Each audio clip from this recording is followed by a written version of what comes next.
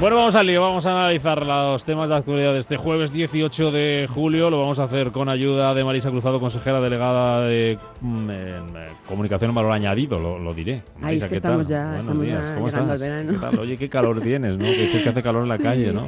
Pues sí, además cada vez que vengo andando hasta la radio... Eso es muy sano. Es muy sano, por eso es por la mañana pasadito mañanero estupendamente, escuchando la radio. Bueno, también ha pasado mucho calor Carlos Lacaci, abogado y consultor, socio director de Lacaci Delgado Abogados. ¿Qué tal, Carlos? Buenos días. Muy buenos días a todos los oyentes. Es que hace calor y además, bueno, pues esto de poner el aire acondicionado por las noches, luego te levantas también un poco medio tocado. Bueno, que no sabe uno qué hacer. Tener precaución. Y calor pasa también y va a pasar porque le queda todavía un poquito para las vacaciones.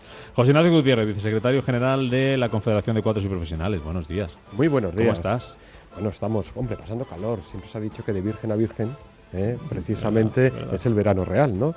Y este año parece que quiere ser verano. Bueno, vamos a hablar del verano, que es una buena época para nuestra economía, que llegan muchos turistas y eso es bueno para nuestro sector servicios y para nuestro Producto Interior Bruto. Producto Interior Bruto que dice el BBVA Research que va a seguir creciendo y que como ya hicieran Bruselas y el Banco de España, el Servicio de Estudios del BBVA ha elevado su previsión de crecimiento para España, para nuestro país, hasta una décima este año, hasta el 2,3%, la mantiene en el 1,9% el año que viene.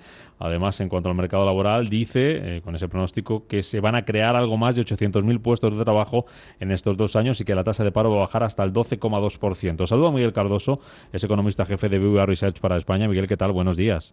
Muy buenos días. Bueno, detrás de esta mejora, detrás de este crecimiento de la economía española, ¿qué factores encontraríamos? Bueno, en general, el principal que pensamos nosotros es las políticas que va a implementar el Banco Central Europeo. Nos hemos plantado desde un escenario donde era probable que el aumento de tipos iba a empezar el siguiente año a un escenario en el que el presidente del Banco Central ha dejado bastante claro que los tipos se van a quedar bajos por un periodo prolongado de tiempo. Aunque no hay mucho espacio para que bajen la carga por intereses de familias y empresas, sí que pensamos que esto va a asegurar sus expectativas y, por lo tanto, digamos, dinero que en principio se estaba ahorrando para cubrir esa posible subida de intereses, muy probablemente se va a dedicar para gasto de consumo e inversión. Principalmente la política monetaria, pero también una progresiva recuperación de la economía mundial y precios del petróleo que se deberían de mantener alrededor de los actuales niveles que harían que las exportaciones se mantuvieran competitivas. En cuanto a la micro, lo que se refiere a gasto, a consumo, a ahorro, ¿cómo se está comportando eso?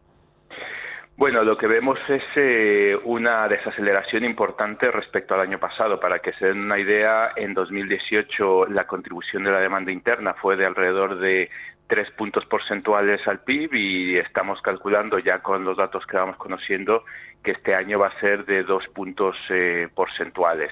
El principal factor aquí es el menor crecimiento del consumo. Una de las cosas más interesantes que hemos visto durante los últimos meses es que por fin empieza a haber un punto de inflexión en la tasa de ahorro de los hogares. Esta tasa de ahorro estuvo financiando consumo durante muchos años y parece que esta caída del ahorro de las familias ha llegado a su fin por distintos motivos. La segunda razón es que estamos viendo también un ajuste bastante fuerte en la compra de un bien bastante específico, que es el automóvil. Desde hace un año hemos visto caídas, seguimos en negativo, después de la incertidumbre regulatoria que ha afectado al sector. No se ha recuperado, no ha sido tan temporal como esperábamos y esto también está lastrando el crecimiento del gasto. La situación política, Miguel, la falta de gobierno, ¿hasta qué punto se está dejando notar en la economía? Es una muy buena pregunta. Nosotros pensamos, esta es una situación que no es nueva. Pensamos que durante los últimos 4 años hay evidencia de que ha venido lastrando el crecimiento. Esto no es evidente porque la economía ha seguido creando empleo. Pero sí creemos que podría haber ido mucho mejor, ¿no? Todos estos indicadores de incertidumbre se han resentido en previos ciclos electorales. Hemos visto aumentos de las primas de riesgo en varios de estos ciclos electorales y creemos que esto tiene un coste, no solamente por el efecto que tiene sobre la confianza de las familias, que puede estar también lastrando ese crecimiento del gasto en consumo y que la gente puede estar aumentando su tasa de ahorro por motivos precautorios, sino también por el coste de oportunidad, las cosas que se podrían hacer con un consenso entre los partidos dentro del Congreso para avanzar en medidas que pudieran mejorar la capacidad de crecimiento y hacerlo más inclusivo. Ayer sobre esto la ministra Calviño, la ministra en funciones de Economía, decía que si no nos habían subido el rating las agencias era, entre otras cosas, por esa falta de gobierno. Supongamos que despejamos esa incógnita y que tuviéramos gobierno, Miguel, ¿de qué crecimiento estaríamos hablando? ¿A dónde nos podríamos ir? Esto habría que verlo con las políticas que se implementaran, ¿no? En este sentido, pues es muy importante el tipo de aparte de dar certidumbre acerca del gobierno, pues efectivamente lo que hay que tener también es una agenda que impulse el crecimiento y que resuelva los principales problemas de la economía española, que son la elevada tasa de paro, el elevado nivel de deuda pública y el bajo crecimiento de los salarios y de la productividad. Sin una agenda en ese sentido, pues muy probablemente lo que seguiremos será en un escenario similar al que hemos observado hasta ahora. Hablando de salarios, ¿sois optimistas también en cuanto a la creación de empleo? 810.000 puestos de trabajo entre este año y el que viene. ¿La subida del salario mínimo se puede cuantificar ya si va a tener algún impacto o no en el mercado laboral? Bueno, realmente necesitamos más tiempo y más datos. Necesitamos más tiempo porque básicamente algunos de los efectos pueden estar todavía tardando en producirse. Te pongo un ejemplo. Nosotros cuando hicimos una evaluación de cuál podría ser el impacto, dijimos que esto podría costar la creación de empleo de entre 25 y 75.000 puestos de trabajo, basado en supuestos que iban desde que las empresas absorbieran la mayor parte del incremento de costes salariales en márgenes, hasta pues que lo traspasaran directamente a precios, siendo este el escenario más negativo, que ellos mantuvieran sus márgenes y todo lo tuviera que absorber el consumidor. La evidencia apunta a que cuando menos por el momento son las empresas las que están absorbiendo esto en sus beneficios y por lo tanto el efecto sobre el empleo está siendo relativamente acotado, pero no sabemos si esto lo están haciendo, por ejemplo, con carácter temporal, esperando a ver cuál es la situación de la economía global y doméstica y que podríamos ver hacia adelante un mayor efecto sobre la creación de empleo en la medida en que vean que esta es una situación más permanente, que no ven una recuperación más intensa de la economía global y por lo tanto que efectivamente se encuentran en una situación que para muchos puede no ser sostenible después de aumentos relativamente importantes en los costes laborales. Precisamente mirando hacia ese futuro y a esa economía global, hace un par de días el interino del Fondo Monetario Internacional, David Lipton, alertaba de que, ojo, que lo peor puede estar por llegar, de que hay que prepararse para una desaceleración global más profunda. ¿Manejáis ese escenario también de que lo peor todavía no ha pasado?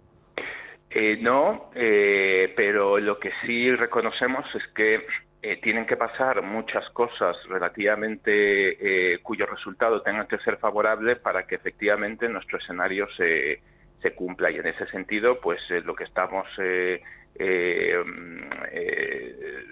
lo que estamos proponiendo es que, bueno, que efectivamente es un escenario bastante frágil. Nosotros estamos pensando que va a haber una salida ordenada, por ejemplo, del Reino Unido de la Unión Europea, pero esto todavía está por ver y existe mucha incertidumbre al respecto. Estamos pensando que efectivamente se va a firmar algún tipo de acuerdo entre Estados Unidos y China que limite e incluso pueda revertir algunas de las subidas arancelarias que se han producido. Estamos asumiendo que Estados Unidos no va a imponer aranceles sobre la Unión Europea en la compra de automóviles provenientes de Europa. Todo eso estamos asumiendo que el precio del petróleo se va a mantener relativamente bajo en un entorno geopolítico tenso. Entonces, todos estos son supuestos que dependen muchos de la acción de los políticos, otros de factores que son difíciles de prever y por lo tanto alguna de estas cosas que salga mal pues puede efectivamente llevarnos a un escenario más negativo. Termino, señor Cardoso, precisamente con el FMI, que coincidiendo con el informe que presentaban ustedes desde el BBVA ayer, le pedía a España poner un poco el foco en el ajuste fiscal, en el déficit de la deuda y en reducir esa dualidad del mercado laboral. ¿Es lo que necesita España para que todo esto se cumpla y no nos veamos más afectados por eso que está por venir? Bueno, es una de las condiciones, ¿no? Realmente lo que tenemos que hacer es aprovechar este entorno de crecimiento para efectivamente reducir. O sea, el Banco Central Europeo nos ha dado una oportunidad significativa, que es que nos ha asegurado que esos tipos de interés se van a mantener, ese coste de la deuda se va a mantener bajo por un periodo prolongado de tiempo, que podemos hacer ajustes que de otra manera no podríamos hacer, simplemente porque vamos a tener ese apoyo. Pues hay que aprovecharlo, tratar de efectivamente toda la mejora cíclica, toda la mejora de la reducción de intereses, dedicarlo a acelerar esa reducción de la deuda para reducir nuestra dependencia de los mercados internacionales, y una vez que se retire ese apoyo del Banco Central Europeo, pues asegurar que el coste de financiación de empresas, familias y sector público se mantiene relativamente reducido y así disminuir la vulnerabilidad de la economía española. Esa es una de las cosas que se tienen que hacer, aparte, como les decía, de reducir el desempleo, mejorar la productividad y los salarios.